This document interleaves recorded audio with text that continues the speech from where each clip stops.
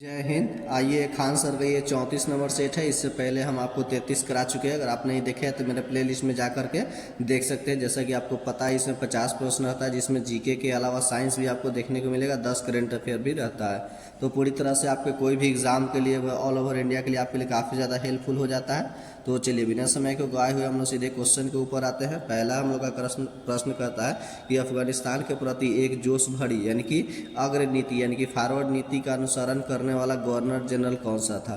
तो याद रखना होगा कि लॉर्ड लीटन था। हालांकि इसने प्रेस पर भी प्रतिबंध लगाया था, लेकिन रिपन के द्वारा हटा दिया गया था। जबकि मिंटो को जानते हैं, तो मार्लो मिंटो सुधार जो कि 1909 में वो पृथक निर्वाचन क्षेत्र में जो हुआ था मुस्लिमों के लिए, तो ये था उसके। तो इस तरह से कुछ कुछ रिकॉल आपको हम करा देंगे। अफगानिस्तान के प्रति आक्रामक नीति किस वायसराय ने अपनाई हुई थी। तो वही लॉर्ड लीटन के समय में हुआ था, ये रिपीट हो गया। हालांकि इसके अलावा जाने जो लॉर्ड मेयो के समय पहली बार नियमित जनगणना हुआ था, और उसके बाद पहली बार जनगणना लॉर्ड मेयो के समय में हुआ था, जबकि नियमित जनगणना 1881 में, याद रखेगा, वह लॉर्ड रिपन के समय में आपको हुआ था। और इसके अलावा लॉर्ड डॉफरिन अगर देख लीजिए तो कांग्रेस की जो स्थापना हुआ था 1885 में आपको, तो लॉर्ड डॉफरिन के समय हुआ था मुख्य रूप से। लॉर्ड कैनिंग के समय तो 1857 की क्रांति हुआ था। तो इस तरह से मुख्य कुछ क्वेश्चन यहाँ भी हम लोग रिकॉल कर लिए। 3 नंबर प्रश्न कहता है स्थानीय मतलब स्वशासी संस्थान 1882 में शासक कौन सा था। तो याद रखना होगा कि कौन सा था। तो 1882 में स्थानीय स्वशासन तो लॉर्ड रिपन को जाना जाता है, और प्रेस पर थी इस प्रतिबंध इसी ने रिपन में ही हटा दिया था। हालांकि स्थानीय स्वशासन है, लेकिन अस्थायी बंदोबस्त एगो पूछ देता है तो लॉर्ड कॉर्नवालिस का नाम आ जाता है। ये चीज़ याद रखना होगा। लॉर्ड मैकाले, तो ये इसका अंग्रेजी का मतलब शिक्षा का भारत में थी लाने में इनका सबसे ज़्यादा मुख्य भूमिका रहता है। और ये लॉर्ड कर्जन का देख लीजिए तो लॉर्ड कर्जन ने 1905 में बंगाल विभाजन किया हुआ था। लॉर्ड लीटन, जैसे कि हमने आपको बता दिया, अफगानिस्तान का यथी वाला नीति और इसके अलावा प्रेस पर प्रतिबंध लगाया हुआ था। चलिए अगला प्रश्न चौथा नंबर कहता है कि भारत में उपनिवेश के संदर्भ में 1883 में पारित इल्बर्ट बिल का उद्देश्य क्या था। कि इसका उद्देश्य जहाँ तक अदालतों को दंडित अधिकारिता का संबंध था, भारतीय और यूरोपीय लोगों को बराबरी पर रोकना था।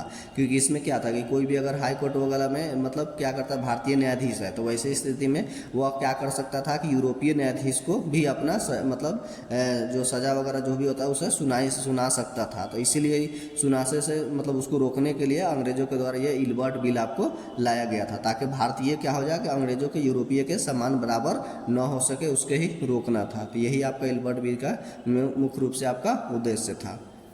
चलिए 5वां नंबर प्रश्न की ओर आते हैं। 5वां प्रश्न कहता है जिसकी मतलब पद अवधि में महिलाओं तथा बच्चों को कितने मतलब कार्य अवधि के घंटों को सीमित करने के लिए स्थानीय शासन की आवश्यकता नियम बनाने के लिए प्राधिकृत करने के लिए प्रथम फैक्ट्री अधिनियम का अधिग्रहण किया गया था। तो याद रखें किसके समय में किया गया था, तो वह लॉर्ड रिपन के समय में ही आपको किया गया था। और इसके तहत बता दिया गया था कि 7 वर्ष से मतलब कम का उम्र का बच्चा इसमें क्या होगा, फैक्ट्री में नहीं खटेगा। और कितने घंटे काम कर नियत कर दिया गया था, तो आपको 9 घंटे काम को लिए सीमित कर दिया गया था समय का।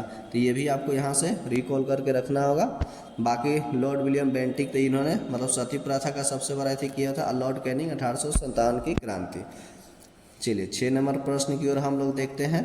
तो 6 नंबर प्रश्न कहता है हम लोग का कौन सा युग्म सही सुमेलित नहीं है। तो यहाँ से देखना होगा कि जैसे स्थानीय स्वशासन, तो ये तो लॉर्ड लीटन नहीं बता, स्थानीय स्वशासन 1882 यानी कि आपका लॉर्ड रिपन हो गया। तो ये आपका गलत है यहीं पे।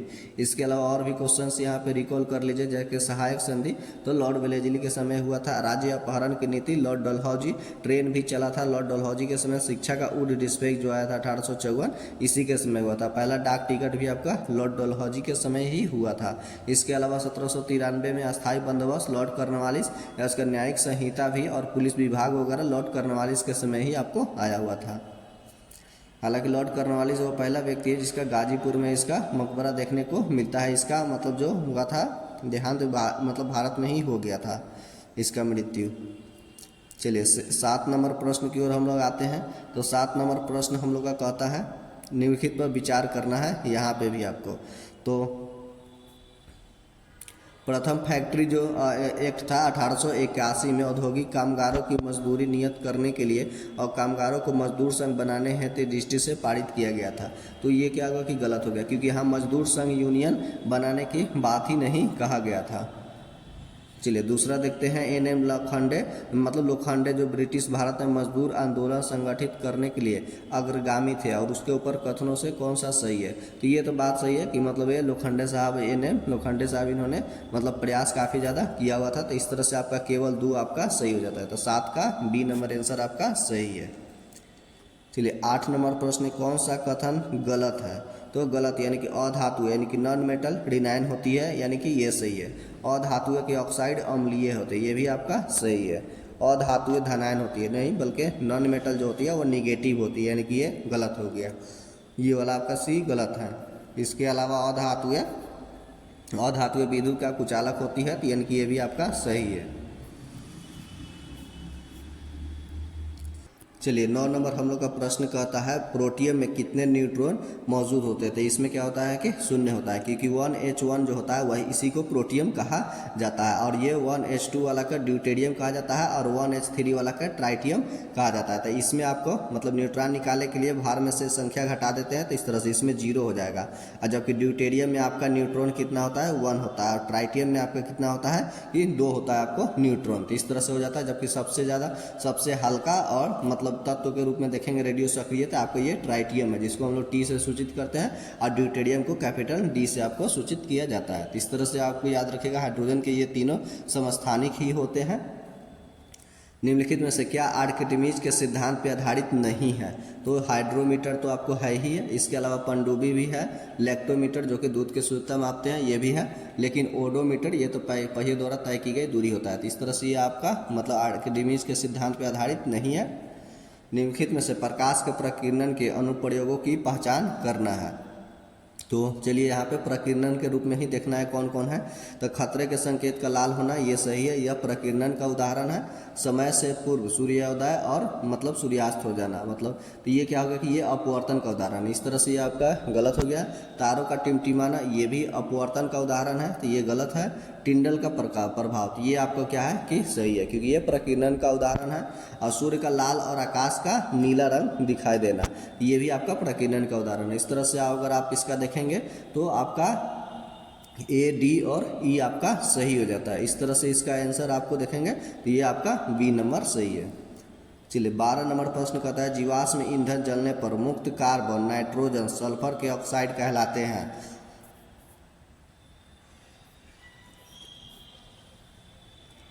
तो ये क्या होता है कि आपको याद रखिएगा अम्लीय होते हैं। क्यों होते हैं? क्योंकि ये देखिए कार्बन, नाइट्रोजन, सल्फर ये सब अधातु है, और अधातुओं के ऑक्साइड आपको क्या बनाते हैं? अम्लीय बनाते हैं। तो इस तरह से 12 नंबर कंप्लीट हुआ। चलिए 13 नंबर प्रश्न की ओर हम लोग आते हैं। 13 नंबर प्रश्न कहता है कि अनुप्रस्थ तरंग, मतलब जो तरंगे होती है, अनुप्रस्थ तरंगों की पहचान यही है, श्रृंग और गर्त के रूप में चलता है, जिसे प्रकाश के रूप में परिभाषित किया जाता है। तो इन तरंगों में माध्यम के कण तरंगों के संचरण के दिशा के लंबवत दिशा में कंपन करती है। तो ये सही है, लंबवत दिशा में ही कंपन करता है। जबकि ध्वनि में क्या है, इस तरह से वो सघन और इस तरह से विरल के रूप में गमन करता है, और संचरण के दिशा में ही आपका गमन करता है। चलिए अगला प्रश्न है 14 नंबर प्रश्न है हम लोग का, कह रहा है जब एक वस्तु ऊपर की ओर फेंकने जाने पर अपने शीर्ष पे पहुंचता है तो इसका वेग पर क्या प्रभाव पड़ता है? तो इसका वेग क्या हो जाता है कि 0 हो जाता है, और इसका त्वरण 10 मीटर प्रति सेकेंड स्क्वायर होता है। तो इस तरह से 14 का आपका सी नंबर यहाँ पे प्रश्न आपका सही है। चलिए 15 नंबर प्रश्न यहाँ पे दर्पण से जुड़ा हुआ है।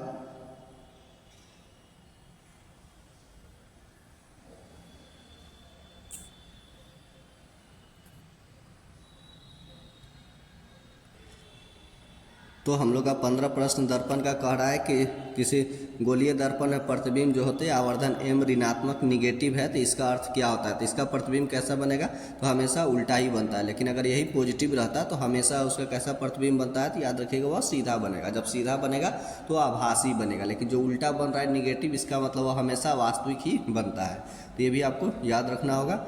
16 नंबर प्रश्न कहता है कि द्रव्यमान m1 और ma और mb दो कार्य है जो कि a और b है। इस प्रकार वह m1 का जो है क्या द्रव्यमान mb से ज़्यादा है। तो दोनों कार्य समान गतिज ऊर्जा के एक ही दिशा में गतिमान है यदि दोनों बराबर गति विभंजन बल लगाया जाता है, यानी कि समान बल लगाया जाता है, दोनों का भाल मतलब द्रव्यमान अलग अलग है, तो विराम स्थिति में आने से पूर्व क्या होगा? तो आपको यही होगा कि वह समान दूरी क्या करेगा, तय करेगा। भले उसका द्रव्यमान अलग अलग है लेकिन समान बल से रोका जाता है तो वह समान दूरी तय करता है। चलिए अगला प्रश्न है कि परावर्तन कोण होता क्या है? तो परावर्तित किरण और दर्पण के सतह पर खींचे गए अभिलंब के बीच का बना हुआ कोण है उसको परावर्तन कोण कहा जाता है। तो इस तरह से अगर आप देखेंगे तो इस तरह से यह समतल दर्पण होता है और इस पर ये अभिलंब होता है और इस पर ये डाला गया कोण, तो ये आपतन कोण हो गया। आपतन और अभिलंब के बीच बना हुआ कोण जिसको आई कहते हैं, और इस तरह से परावर्तित किरण और अभिलंब के बीच बना हुआ कोण यानी कि आर होता है। तो इस तरह से इसको ही परावर्तन कोण कहा जाता है। तो ये आपका आपतन कोण हो गया और ये आपका परावर्तन कोण हो गया, वही इससे रिलेटेड आपका क्वेश्चन था। चलिए 18 नंबर प्रश्न की ओर हम लोग देखते हैं कि मौलिक अधिकार केवल भारत के नागरिकों को ही उपलब्ध है। तो याद रखिए भारत के नागरिकों के लिए आपको कौन कौन से है, तो आपको 15 है, 16 है, उसके अलावा 19 हो गया और 29 और 30 सिर्फ मतलब भारतीय व्यक्तियों को ही प्राप्त है, बाकी विदेशी को नहीं प्राप्त है। तो यहाँ कह रहा है कि शिक्षा का अधिकार, ये तो आपको अंग्रेजों को भी प्राप्त है, यानी कि आपका गलत हो गया। धर्म की स्वतंत्रता ये 25 में है, तो ये भी आपका गलत है। अपराध के लिए दोष सिद्धि के संबंध में तो ये तो आपको 20 हो गया, तो ये भी आपका गलत है। इस तरह से अगर आप देखेंगे तो इसका 18 का आपका डी नंबर, इसमें से कोई भी मतलब सही नहीं है। चलिए 19 नंबर प्रश्न कर रहा है लिखित में से कथन सही है, सही कथन की पहचान कर रहा है। तो संसद में बजट को किसी भी सदन में पेश किया जा सकता है, तो ये क्या हुआ, किसी भी नहीं बल्कि लोकसभा में पेश किया जाता है, ये आपका गलत हो गया।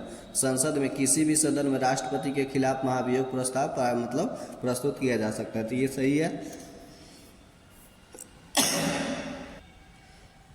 अगला ऑप्शन कहता है कि संसद के दोनों सदनों की संयुक्त बैठक की अध्यक्षता राष्ट्रपति करता है, राष्ट्रपति नहीं बल्कि लोकसभा का अध्यक्ष करता है। संयुक्त अधिवेशन के मतलब 108 के तहत उसको बुलाता है राष्ट्रपति, तो ये भी आपका गलत है। इसमें से अगर केवल सिर्फ सही देखा जाए तो केवल 2 ही आपका क्या है कि सही है, बाकी 1 और 3 क्या है इसका गलत है।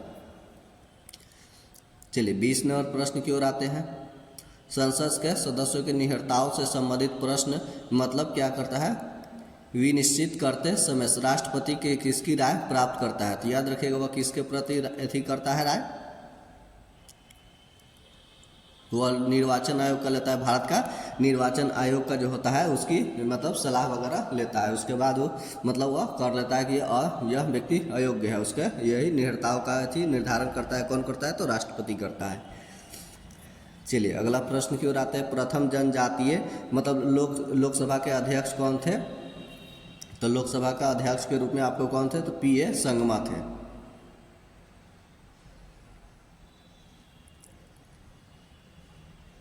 ये 22 नंबर प्रश्न कह रहा है हम लोग का कि संविधान के 343 के 1 के अनुसार हिंदी देवनागरी लिपि के संग में मतलब राजभाषा होगी, तो ये तो आपका सही है कि राजभाषा होगी। राजभाषा 1963 के तहत हाई कोर्ट के कामकाज की भाषा और हिंदी और अंग्रेजी हो सकती है, यहाँ गलत है। हाई कोर्ट की मतलब भाषा सिर्फ और सिर्फ अंग्रेजी होगी, हिंदी नहीं होगी। तो इस तरह से आपका क्या हो गया कि गलत हो गया, क्योंकि अगर मतलब भाषा की बात है हाई कोर्ट का तो 348 अनुच्छेद याद रखिएगा उससे जुड़ा हुआ है। केंद्रीय यानी कि ये 2 नंबर आपका गलत है। केंद्रीय हिंदी समिति का गठन 67 में किया गया था, जिसकी अध्यक्षता प्रधानमंत्री द्वारा की जाती है, तो ये आपका सही है। इंदिरा गांधी राजभाषा पुरस्कार योजना हिंदी के इस्तेमाल को बढ़ावा देने के लिए 1986-87 में शुरू की गई थी, तो ये भी आपका सही है। तो इस तरह से अगर आप देखेंगे तो 1, 3 और 4 आपका सही है। ये 22 का डी नंबर 4 नंबर ऑप्शन। चलिए 23 नंबर क्वेश्चन काफ़ी ज़्यादा इंपॉर्टेंट है, अनुच्छेद 20 से जुड़ा हुआ है, अपराध के लिए दोष सिद्धि।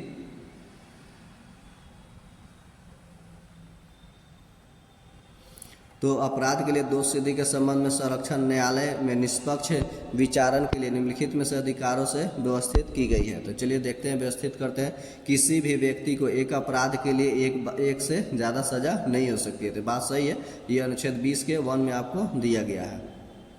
चलिए दूसरा, कोई भी कानून किसी ऐसे कार्य को उस वक्त कानून लागू होने से पहले किया गया अपराध दोषी मतलब घोषित नहीं हो सकता है, तो ये भी सही है आपको। ये 20 का 2 में देखने को मिलेगा।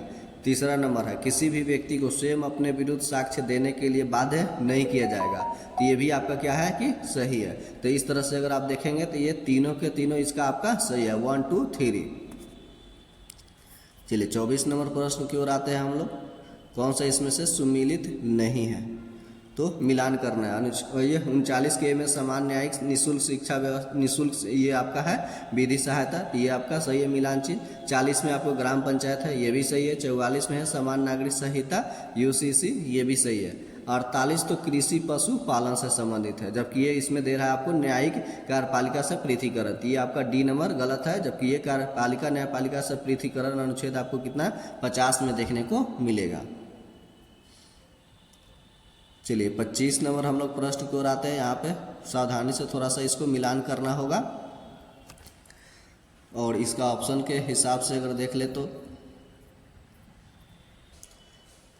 इस तरह से अगर आप देखेंगे तो 25 का आपका C नंबर हो जाता है। चलिए 26 नंबर प्रश्न की ओर आकर हम लोग देखते हैं। 26 नंबर भी यहाँ पे आपको मिलान करना है। तो जैसे भाखड़ा नांगल बांध ये सतलज नदी पे है, उसी तरह से दुल्हस्ती परियोजना ये आपका चिनाब नदी पे, यानी कि चंद्रा का ही आपका ये सहयोगी नदी है। हीराकुंड परियोजना आपको मतलब महानदी पे मिलेगा, और टिहरी बांध परियोजना ये आपको भागीरथी। इस तरह से इसका मिलान चिन्ह है। तो 26 का आपका B नंबर आंसर आपका सही हो जाता है यहाँ। चलिए अगला प्रश्न हम लोग 27 नंबर है प्रश्न हम लोग का। बोल रहा है कि जो करेवा जो होता है वो बालू और मृतिका, दोमट, सिल्ट और गुलास में उपल का सरोनिक्षेप में से किस फसल की खेती के लिए मतलब नहीं होता है जरूरी। तो आपको पता है करेवा ये कश्मीर वगैरह क्षेत्र में मिलेगा, जो मतलब बर्फ का ऊपरी सतह जो कि अपर्दित रहता है, यानी कि केसर के लिए तो उत्पादन होता है, बादाम भी होता है, अखरोट भी होता है, और इसमें से जो लिंग नट होता है जिसे सिंघारा कहते हैं ये इस यहाँ पे उत्पादन नहीं होता है। तो इस तरह से ये आपका 27 का जो कि D नंबर आपका आंसर हो जाता है। चलिए 28 नंबर प्रश्न देखते हैं। यहाँ पे कृषि से संबंधित है, इसको मिलान चिन्ह करना है। काफ़ी लंबा इसमें से आपको देखेंगे। तो चलिए इस तरह से अगर आप देखेंगे 28 का था, 28 का B नंबर हो जाता है, यानी कि गहन कृषि, यानी कि इसमें बहुत ही छोटी जोतों के साथ 2 या 3 फसलें मतलब वह एक साथ उगाई जाती है, तो उसके लिए गहन कृषि हो गया। उसी तरह से विस्तृत कृषि, तो इसको बड़े आकार के खेतों के लिए इसको हो गया, तो ये विस्तृत कृषि हो गया। और उसी तरह से स्थानांतरित कृषि की अगर बात करेंगे, और ये स्थानांतरित कृषि वो होता है जो कि लंबे समय तक पड़ती इसको हम लोग क्या करते हैं कि छोड़ देते हैं, या आदिवास, यानी कि जो आदिवासी वगैरह ये सब होते हैं वही हो गया। इसके अलावा अगर आप देखेंगे तो इसका मिश्रित फसल, तो मिश्रित फसल का मतलब होता है मध्य आकार की खेती जिसमें पशुपालन वगैरह भी और अंतः घरेलू के लिए दोनों तरह के हो जाता है, तो इससे हो गया। उसके तरह से भूमध्य सागरीय जो कृषि होता है तो ये आपको किसके लिए किया जाता है, तो अति विशिष्ट, यानी कि आपको मतलब जैसे खट्टे फल वगैरह भूमध्य सागरीय में होता है, यानी कि व्यापार वगैरह के लिए, तो अति विशिष्ट वाणिज्यिक कृषि के लिए इस तरह हो जाता है। इस तरह से 28 का आपका B नंबर आपको याद रखेंगे। चलिए 29 नंबर प्रश्न की ओर हम लोग आते हैं। 29 नंबर भी यहाँ पे एक दूसरे से मिलान करना है, देखना है कि कहाँ मतलब सही है। रेशम वस्त्र उद्योग के लिए आपको कौन सा हो गया, राइन नदी, तो सही है। सूती वस्त्र उद्योग के लिए वासजेस, ये भी आपका सही है। गेहूँ उत्पादन के लिए पेरिस बेसिन के उत्तरी मैदान, ये भी सही है। अंगूर की खेती के लिए दक्षिणी फ्रांस, तो ये भी आपका सही है। इस तरह से आपका चारों के चारों ऑप्शन आपका क्या है कि यहाँ पे सही है। चलिए 30 नंबर प्रश्न है हम लोग का यातायात से जुड़ा हुआ है, जो कि जल मार्ग का है। तो सेंट लॉरेंस नदी, इसका अगर देखेंगे 30 नंबर तो यह A नंबर हो जाता है इसका ऑप्शन। जैसे सेंट लॉरेंस नदी, तो यह क्या है आपको अमेरिका और कनाडा के बॉर्डर पे है, और काफ़ी विशेष व्यापारिक जल परिवहन मार्ग और उत्तरी अमेरिका के उत्तरी हिस्सों को जोड़ता है। तो इस तरह से एक आपका 4 हो जाता है। और ये उत्तरी अटलांटिक वाला, तो ये उत्तरी अटलांटिक काफ़ी ज़्यादा व्यस्त मार्ग होता है, समुद्री मार्ग, जो कि आपको यूरोप और उत्तरी अमेरिका को आपस में जोड़ता है। उसी तरह से अगर C का देखेंगे तो ट्रांस कॉन्टिनेंटल ये हो गया, ये ऑस्ट्रेलिया वाला वो डर और मेलबर्न को आपस में जोड़ता है। और ओरिएंट एक्सप्रेसवे, तो ये आपका हो गया पेरिस और इस्तांबुल को जोड़ता है। तो इस तरह से अगर आप 30 का देखेंगे तो 30 का आपका A नंबर हो जाता है। चलिए 31 नंबर प्रश्न यहाँ पे आपको है इकोनॉमिक्स का, समावेशी रणनीति किस पर केंद्रित नहीं होती है। तो यहाँ पे नहीं की पहचान करना है, यानी कि कोई एक नहीं होगा, बाकी 3 तो होगा ही होगा। तो चलिए असमानता को घटाने पर, तो ये आपका सही है। निर्धनता को घटाने पर ये भी सही है। जनजातीय आबादी के लिए मतलब जीविका के विविधता मतलब पर, तो ये भी आपका सही है। लेकिन निर्धन देशों को निकट लाने पर, तो ये आपका क्या होगा कि समावेशी मतलब रणनीति में नहीं आता है। तो इस तरह से आपका 31 का डी नंबर हो जाता है। चलिए 32 नंबर प्रश्न पढ़ते हैं। फिलिप्स वर्क संबंध में लिखने कौन सा कथन गलत है? तो गलत है इसका यानी कि ये गलत ही होगा उसमें से। देखते हैं यहाँ पे, ये बेरोजगारी दर और मजदूरी स्फीति में वृद्धि दर के मध्य व्युत्क्रम संबंध होते हैं, यानी कि उल्टा का होता है, क्योंकि जितना बेरोजगारी बढ़ता है याद रखेगा उसी तरह से उसमें क्या होता है कि मजदूरी भी क्या होता है, उसका रेट क्या होता है, घटते जाता है। ये उससे यानी कि आपका फिलिप्स वर्क के अनुसार ये सही है। सेकेंड ऑप्शन हम लोग का कहता है कि मजदूरी स्फीति और बेरोजगारी के बीच यह संबंध कुछ समय के लिए ही होता है, तो ये भी आपका सही है। यह एक अस्थायी स्फीति बेरोजगारी मूलक संबंध होती है, तो नहीं, ये आपका क्या होगा कि गलत हो गया। और इसी तरह से फिलिप्स वर्क ऋणात्मक ढाल और पूरी तरह एक समान होती है, तो ये भी आपका सही है। इस तरह से अगर आप देखेंगे 32 का, तो आपका सी नंबर आंसर सही है। चलिए 34 नंबर है, 32 का हो गया। 33 नंबर, घाटे की वित्त व्यवस्था अर्थव्यवस्था पर क्या प्रभाव पड़ता है? तो वैसे स्थिति में क्या होता है, घाटे में मुद्रास्फीति, यानी कि यहाँ पे मुनाफा घाटा ही होता है। 34 नंबर प्रश्न कहता है प्रतिछाया बैंकिंग क्या है? यह गैर बैंकिंग वित्तीय संस्थाओं अन्य गतिविधियों को संपन्न कराता है, तो ये है आपका। चलिए 35 नंबर प्रश्न की ओर हम लोग बढ़ते हैं। भारतीय डिपोजिटरी रसीद क्या है? तो यह क्या है? तो यह एक विदेशी कंपनी भारतीय डिपोजिटरी रसीद जारी कर भारतीय प्रतिभूति और बाजार में फंड उगाने के लिए मतलब क्या कहता है, प्रवेश कर सकती है, तो यही आपका होता है। चलिए 36 नंबर है, यहाँ पे एक दूसरे से यहाँ पे भी आपको मिलान करना है। जैसे वीटी कल्चर, तो वीटी कल्चर आप जानते हैं कि अंगूर उत्पादन से है। वेजी कल्चर यानी कि भेज यानी कि ये आपका साग सब्जी खेती से संबंधित है। पीसी कल्चर तो मत्स्य पालन से जुड़ा हुआ है। और ओलेडी कल्चर यानी कि वृक्षों के कृषि से संबंधित हो गया। तो इस तरह से अगर आप देखेंगे तो 36 का अगर मिलान चिन्ह के अनुसार में, तो आपका डी नंबर क्या होता है कि सही हो जाता है। चलिए 37 नंबर है, यहाँ पे भी एक दूसरे से बीमारी का मिलान करना है। तो प्लेग आपको किससे होता है? जीवाणु से होता है। एड्स आपको विषाणु से होता है यानी कि वायरस से। और गांजापन कवक के द्वारा होता है, मतलब टीनिया कैपेटिस के कारण। और मलेरिया आपको किसके द्वारा होता है? तो ये आपका प्रोटोजोआ के कारण होता है। तो इस तरह से अगर आप देखेंगे तो 37 का आपका डी नंबर सही हो जाता है। 38 नंबर, प्याज के छिलके उतारने पर आंसू आते हैं क्योंकि प्याज निष्कासित क्या करता है? तो यह सल्फोनिक अम्ल इससे निकलता है। और प्याज उत्पादन में अगर बात करेंगे तो महाराष्ट्र आपको प्रथम स्थान पे मिलेगा। चलिए अगला प्रश्न है, मानव शरीर में कौन सा ग्रंथि अंतःस्रावी और बाह्यस्रावी दोनों प्रकार की होती है? तो याद रखिएगा वो अग्नाशय है यानी कि पेंक्रियाज है, यह दोनों तरह का होता है।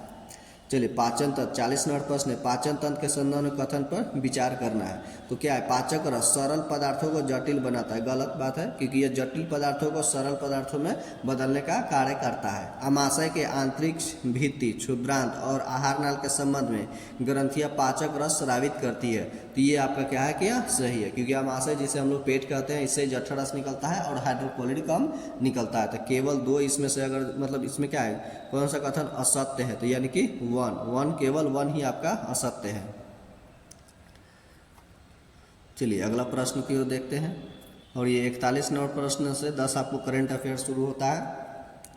तो चुनाव आयोग ने किसके साथ मिलकर मेरा पहला वोट देश के लिए अभियान शुरू किया है? तो शिक्षा मंत्रालय के साथ मिलकर किया हुआ है। 42 नंबर प्रश्न हम लोग का कहता है कि इसरो द्वारा मतलब स्पेस मतलब पोर्ट की आधारशिला किस राज्य में रखा गया है नया?